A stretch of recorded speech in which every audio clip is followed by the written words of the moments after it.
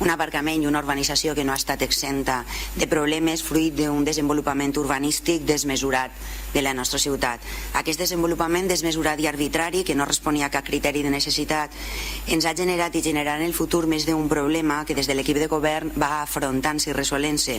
problemes que ni aparquem ni defugim. Des de l'equip de govern s'ha pres la decisió d'encomanar en aquest cas la gestió a l'empresa pública municipal Proexa, perquè entenem que té millor capacitat per a fer aquesta gestió, donat que, malgrat el seu títol i per a la qual cosa es va configurar com a empresa pública de promoció econòmica deixativa, només s'ha dedicat fins al moment a gestionar parc. En aquest cas compartim titularitat d'estes vora 200 places amb particulars, empreses, etc., el qual ens generarà més problemes dels que habitualment ja genera la gestió d'estos aparcaments públics.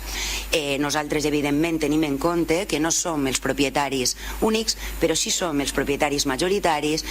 i, per tant, hem de prendre una sèrie de mesures i iniciatives per resoldre els problemes, sobretot de costos, que aquest pàrquing li ha causat a l'Ajuntament.